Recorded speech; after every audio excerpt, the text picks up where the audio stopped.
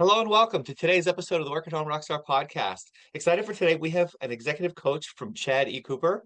And what he does is he unlocks people's potential to live with passion, purpose through performance coaching, best-selling books, motivational speaking. So I'm excited to be rocking out here with Chad. Hey, Chad, you ready to rock? Let's do it, man. Let's jam. Awesome. Let's jam. So we always start off here on a good note. Tell me a story of success in your business or your life that we can be inspired by.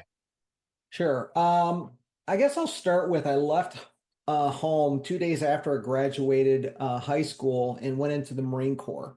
And I was one of six boys on that side of the family, and one of six on another side of the family, three boys, three girls, kind of Brady Bunch thing. And I was one of the youngest, and was the youngest on one side of the family, second youngest on the other. And I went in being a bit of a mama's boy, I guess you could say. And let me tell you, the Marine Corps has its ability to turn you into a man. And it's the longest boot camp in the world. And in that process, I was able to I really kind of discover in that, Tim, that we're capable mentally of, well, physically, we're capable of 20 times more than we believe. It's our mental limitations that will try to make us stop as soon as pain sets in. And so for me, that story of success was pain is one of the ingredients to success. And then ultimately, if we just take one more step, one more push up, just one more move, and don't focus on the whole thing, it allows us to walk as far as we can see. And when we get there, we can see further. And that allowed me when I got there to be able to wear the Eagle, Globe, and Anchor emblem to become a United States Marine. So it was a huge growing up opportunity, and just super grateful for the drill instructors and for the brotherhood of other Marines that allowed me to really set the stage of, are you fighting to survive, or are you fighting to thrive and win? And it really allowed me to start dreaming of why not versus the whole why. So it was a game changer for my life that really set the platform for go for it. Wow. Wow. You know, that's deep, first of all, with the whole pain thing, because I do think that especially in today's culture, we seem to be kind of pulling away from, allowing anybody to experience any type of hardship or pain. We're trying to save them from those types of things. Do you think that that's going to have an impact on maybe the future generation of entrepreneurs? I would say we can look at history, and Ray Dalio, the world's most successful, historically most successful financial advisor, lives right now in our time. And he went back 6,000 years, and he found that every empire, kingdom, and nation rises and falls about every 250 years. We're at Hmm. 249 as a nation right now. And so what that's telling you is we have an opportunity, and the world is sitting back watching to see, is the United States going to grow up into being a teenager or an adult, or are we going to stay in adolescence and fail as a country? And so in that process, we can look at that and say, am I going to be a victim, or am I going to claim victory? We can't do both. But to be victorious, we have to understand that pain is one of the ingredients to success.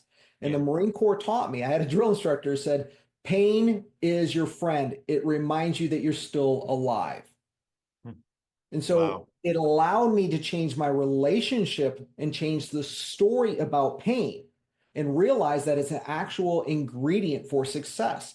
And so I have the fortunate privilege to work with a wide number of high performers, be that billionaires, be that professional athletes at world title events, or be Olympians that are multi-gold medal winning athletes. And in all of that, one of the common ingredients is the relationship to pain.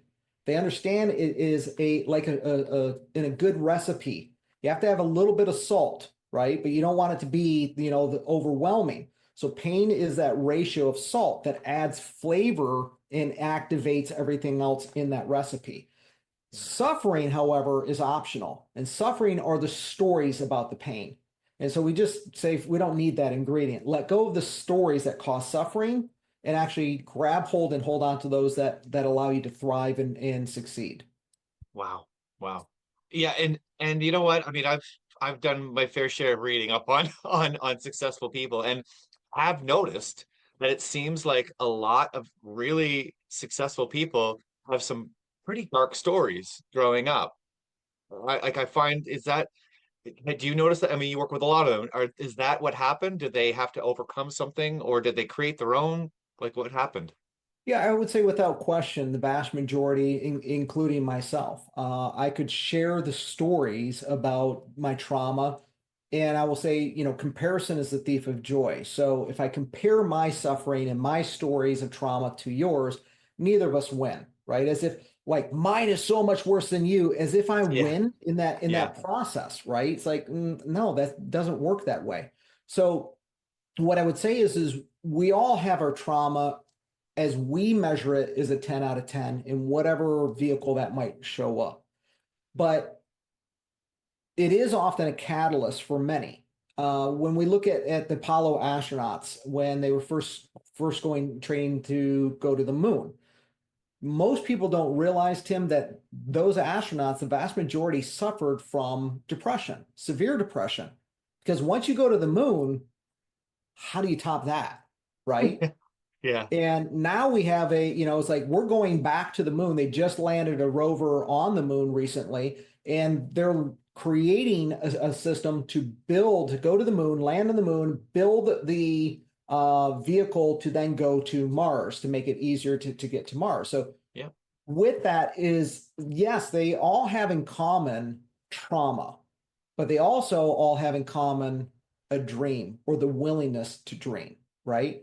And so I would say JFK really summarized it best. And when I loved when he decided that to go to the moon, he said, "We choose to go to the moon. We choose to go to the moon because it is hard, not because it is easy." So the common denominator is that high performers accept that pain is going to make it hard, that it is going to be difficult, or it would be meaningless and everybody would be able to do it. So they accept that pain is one of the ingredients, and they also understand and choose to not put the suffering as part of the cargo, right? yeah, So in that, they do that. But what is the thing that allows them to persevere is that they have hope and they have a plan of actually how to get there, but they have a plan on how to actually make that dream become reality. And so we see that example of people enduring and overcoming and being persistent in that, because it's nearly impossible to have hope if you don't believe that it's possible to get there and that there's a plan to actually allow you to achieve it. So yeah, pain just becomes okay, fine, it's going along for the ride. It doesn't become the focal point. It just becomes part of the cargo, yeah, becomes part of the fuel for many of them. yeah. So now, what about if you haven't really experienced a whole lot of trauma in your life? Like, is there hope? Can you get that success? Because it seems to be, like you say, an ingredient. Yeah. So, what if you haven't experienced a lot of trauma? Awesome. Right. Again, it's not a badge that makes you more worthy or is vital to success. Pain, pain is usually an indicator of how many rules you have in life, how much uncertainty you're willing to embrace. And so the trick, and as we look at that, when people who are willing to work at home, is the trick is to grow a little bit, a little bit, a little bit. And by doing that, we expand our comfort zone. But if we go from here all the way out to here quickly, it's not going to be lasting and it contracts. It's kind of like a rubber band. It snaps back on you and hurts, right? Yeah, So the trick is to be able to allow that pain in small micro doses. Then we see this in examples all over nature and history, right? When COVID hit, they found in studies that people who had dirt under their nails were actually more resilient against COVID than super clean, healthy people. It's the microdoses that build up the ability to expand our comfort zone, expand our health.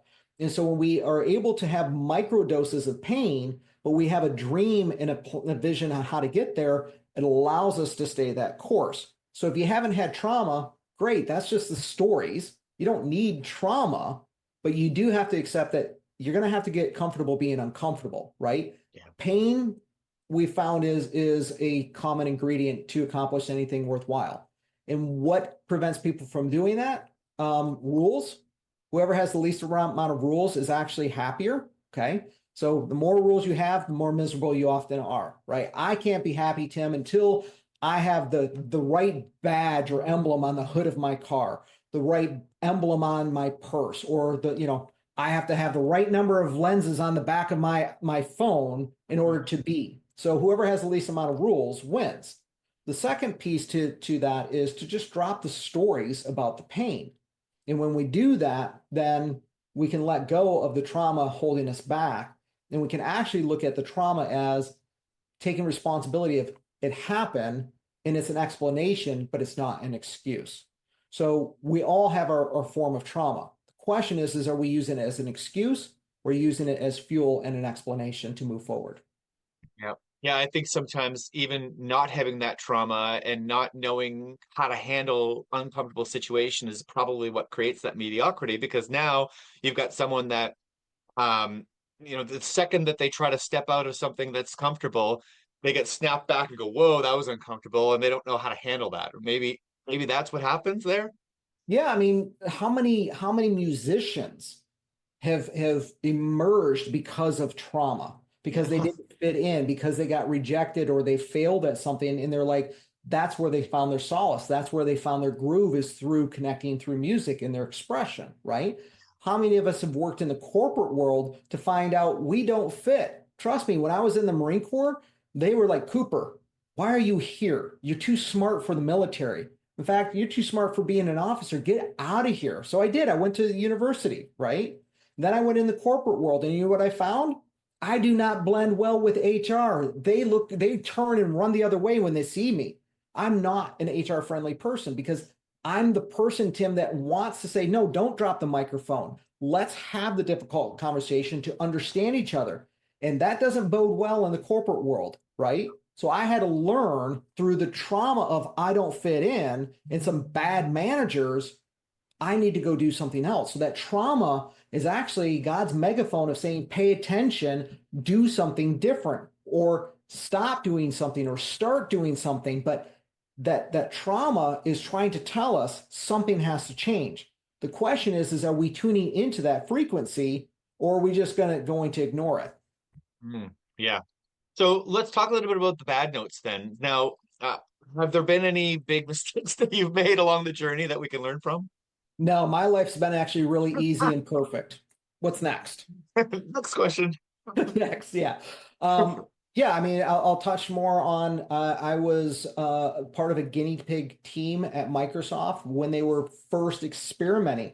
This is back in the pioneering days, late 90s, and they wanted to put us in the field. I was explicitly, our team was created to put us in the field next to the customer and see if an employee could be successful next to the customer base.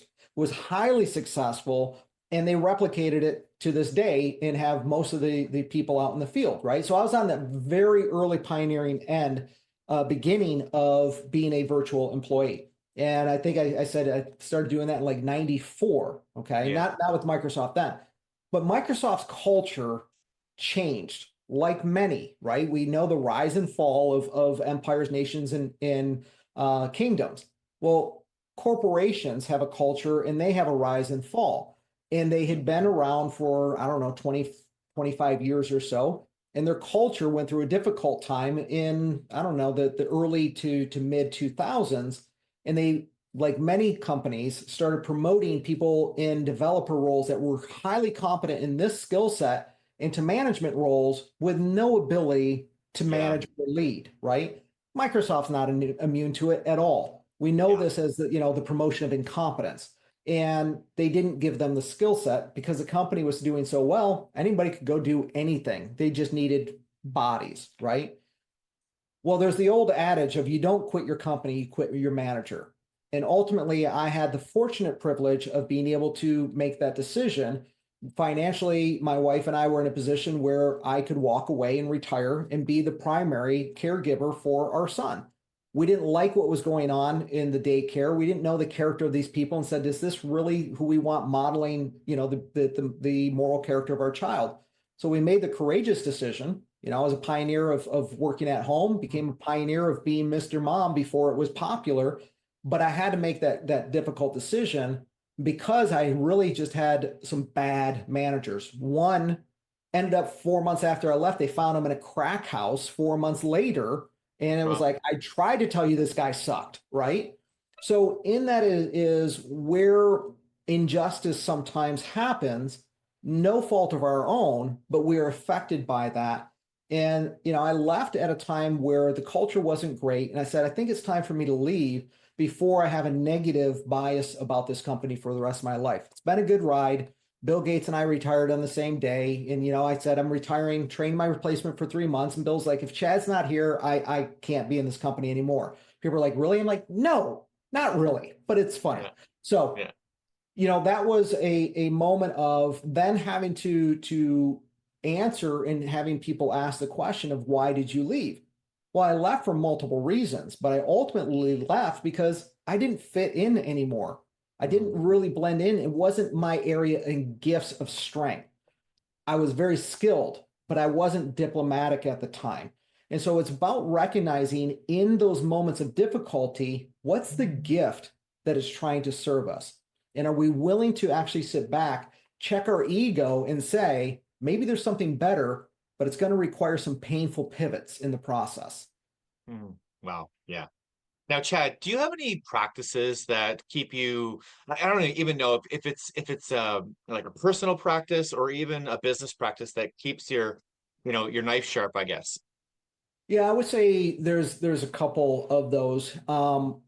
In that process, it begins with I have a process. So I went and got licensed and certified as a professional life coach, which is a challenge in today's world because there's a lot of people are like just hanging. Oh, I'm a life coach. It's like, really, where did you go to get your skills and get licensed in that? Well, I just Mhm. have some experience. Okay, then that's not a life coach. No offense to those people, but it's Yeah. offensive to us. Okay, so in that process, I had to realize the difference of am I running this because I'm passionate and it's a hobby or I'm a professional?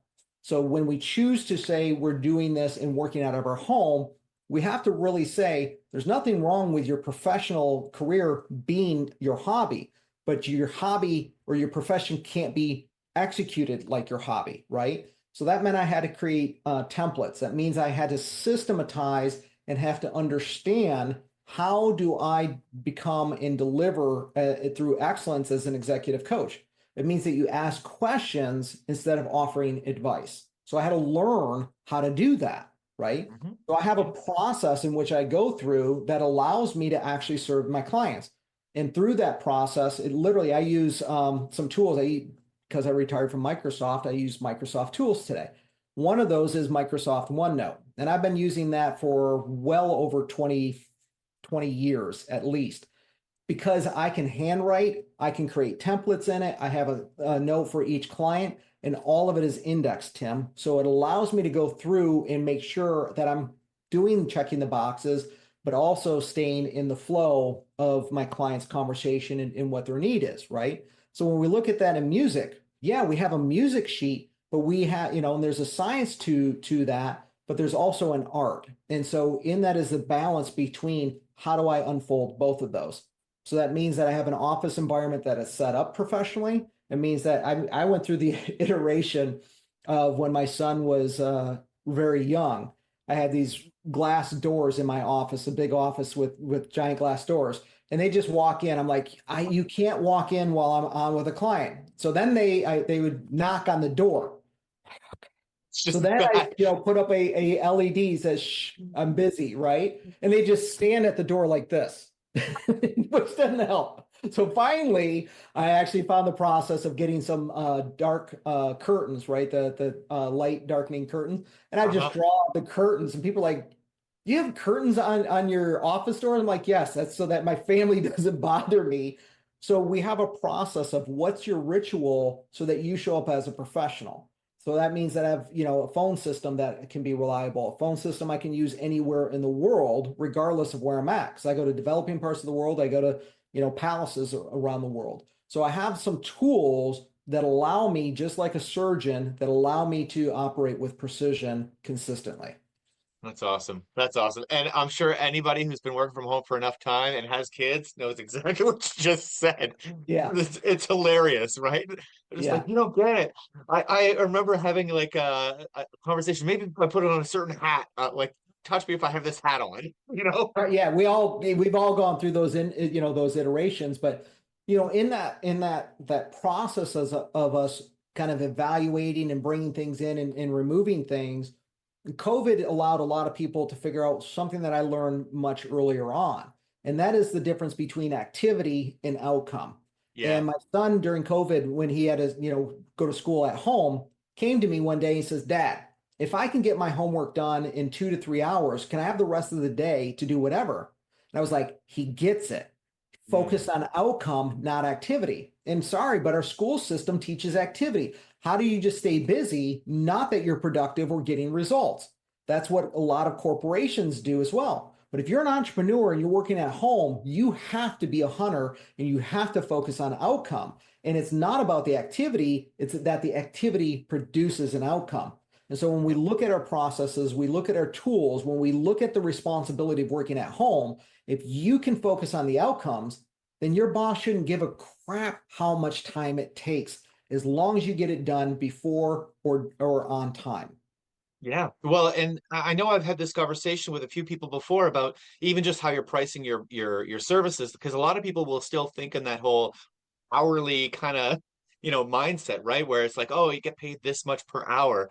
When, in effect, what ends up happening is that the better you get, the faster you get, like your son, well, then now all of a sudden he's making less money the better he gets at it, right? Whereas if Yeah. you're serving a product and they're just buying this thing, now the better you get, you actually get a raise, right? Yeah. So it's understanding, are you trading time for money, or are you actually taking your skill set and trading it for value? Yep. And there's an example of a friend one time. He's like, I have this pen, right? So I have one of my old mentors made me this $400 pen. Okay. Yeah. Now, if I were to say to you, this pen is worth, I'm going to sell it for $1 million. You'd be like, you're out of your mind, fool. But if I said, and you would be like, no, I don't see the value in it. But if I said, this pen was actually used to sign the Declaration of Independence by all of the signers, now the value, and I say, oh, by the way, it's worth 12 million. I'm only selling it for $1 million. It's the Yeah. value that we offer, not the time, right? So when I work with high performers, I charge, very healthy rates, not because I'm trading time. It's because of the value that I can deliver to them. And if I can do that in a fraction of time, that frees them up to then go use and get a return on that investment. So when I work with people, my clients are with me on average 11 to anywhere from 11 to 14 years, because I consistently deliver value. And in that process, it's because I deliver outcomes, not activity. Yeah. So now, I mean, you've been doing this for a long time, and you've worked with some pretty crazy, good people, right? I'm Yeah. wondering, are you like, have you ever been part of something like a mastermind or anything like, do you have mentors and coaches, like, or is this all like self-learned stuff for you? It's a combination of both, really, Tim.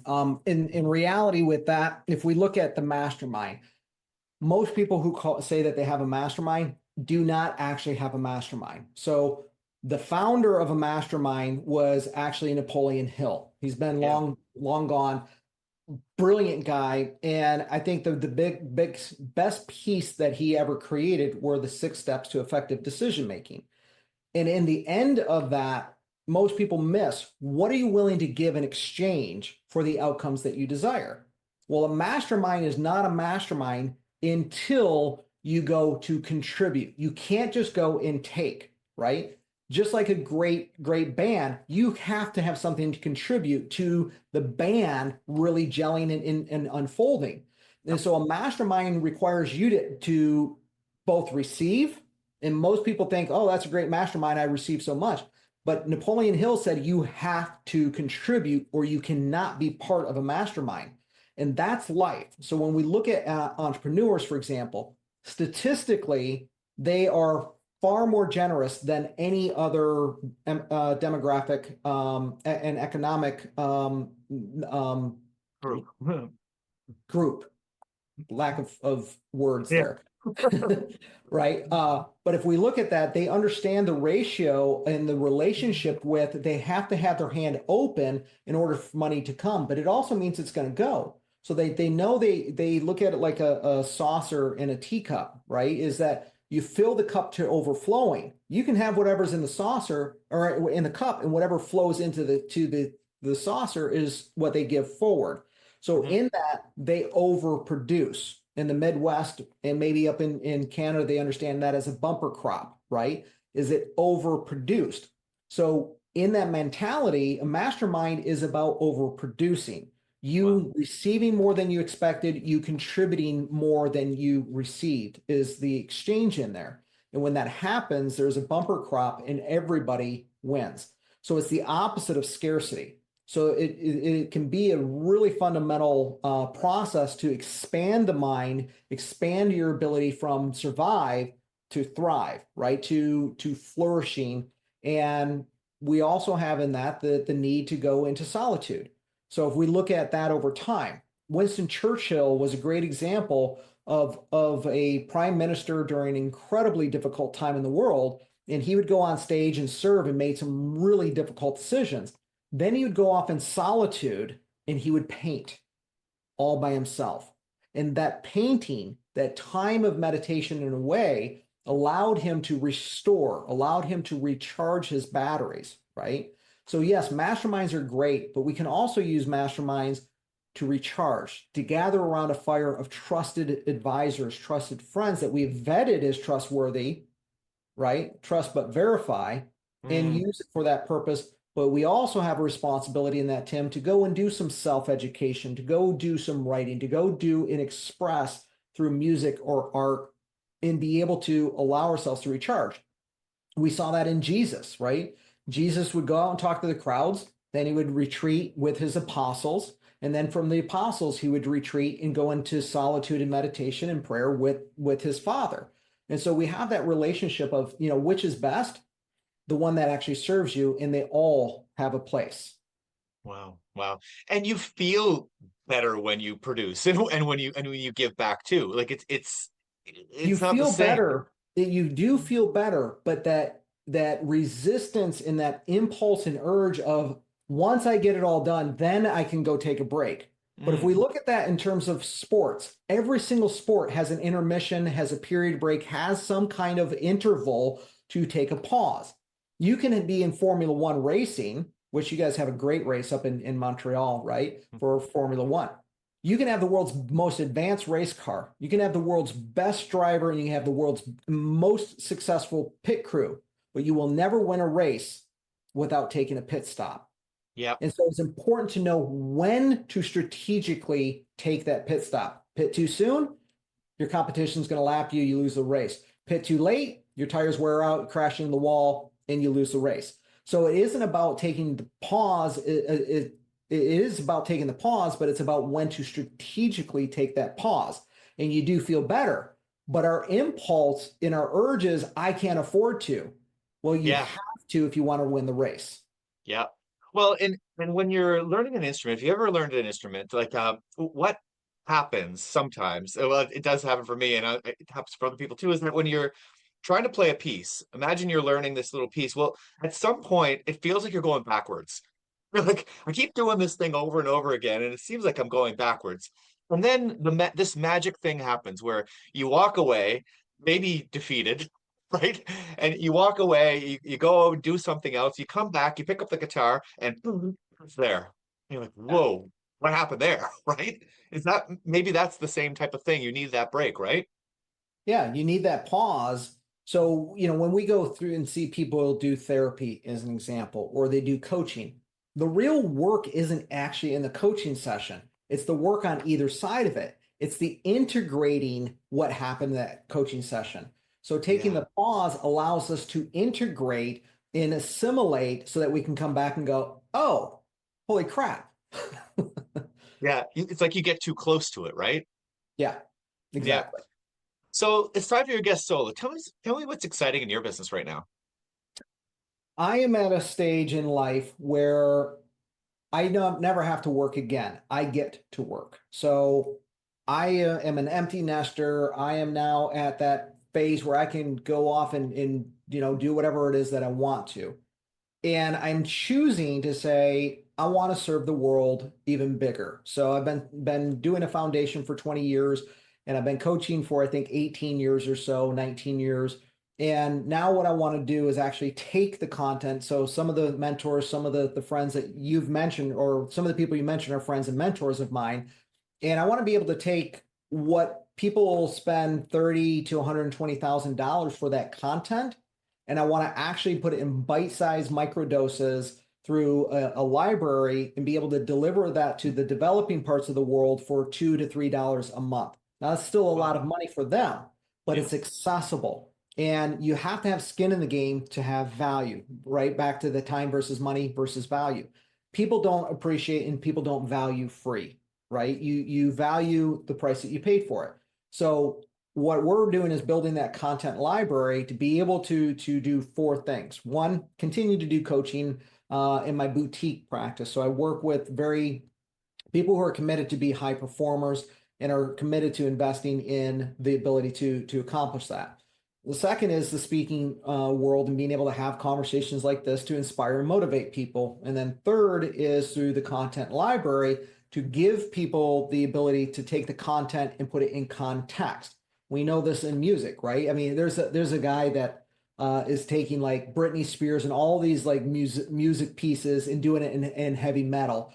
And I think it's from Slipknot, I think is who the lead singer is from that. Oh And yeah. it's absolutely phenomenal, right? There's another guy that takes all hard rock and does it into boat music, right? And it's just like, oh, or yacht music. And you're just like, oh my gosh, he took 9 Inch Nails and put it into this boat yacht kind of genre. And you're just like, wow, that's actually really good, right? Yeah. So we want to take the content and put it in context to people's environment. And with AI, we're able to do that really much more gracefully and appropriate. So we're working on building that out through the world. And then we have Epic Adventures where I'm taking people into full immersions. I just came back from Guatemala where we've been building houses for 20 years for widowed women with children. We do medical outpatient.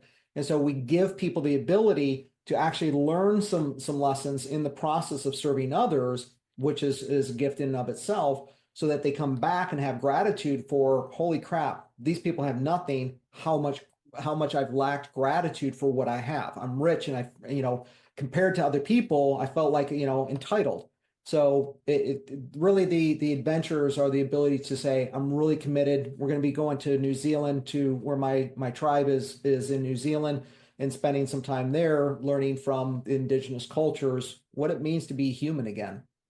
Wow, that is so cool. I love that you're giving this. Now, do you still work with people around here though? Of course, yes. I work with everyday people such as myself, and I love working with people who have the dreaming spirit, whatever industry or vehicle that might be, but have the commitment to invest in their future and be able to put action behind it, so they actually get their outcome. So we have really, I think, 7 different projects that we do through the foundation. And of course, I believe in serving your backyard. It's great for people to go around the world, but we have a responsibility to take care of our own as well. So, what would be like the profile of somebody that would get the most out of working with you right now? They have to really be willing to be coachable would be the first piece. And in that, there's four tenets of coaching. There's the physical, logical, emotional, and spiritual. And I would say 95% of all coaching deals with physical, logical, and emotional, and they avoid the spiritual like the plague, either because they Yeah, don't understand it, or they're afraid of it, or it's too woo-woo, or whatever. yeah, In the coaching for me, often a billionaire coming to me or professional athlete, I'll tell you, one was in World Series pitcher, and his game was absolute crap. So they came to me and said, "Can you help him?" I can't tell you anything mechanically, Tim, on how to throw a ball, right. better. That's his gift, right? But what we found was physically he was on the mound, but mentally he was not, because he had some marital problems. And I helped him be able to navigate without judgment the spiritual side of, do you want the last contract that you're probably ever going to get, or do you want to save your marriage? Right. And there's no judgment. So it's a place where you're going to be able to really find the answers come up within. Coaching is not about giving you the answers. It's about us asking the right questions that bring those answers up within. So if you understand that second piece of the relationship in it, it's ideally suited. And then third is that you're committed. Like I said, my clients are with me for 11 to 14 years because they continuously get results. So this is not about a transaction. Oh, I'll put my foot in and try it. Not interested in those kind of people.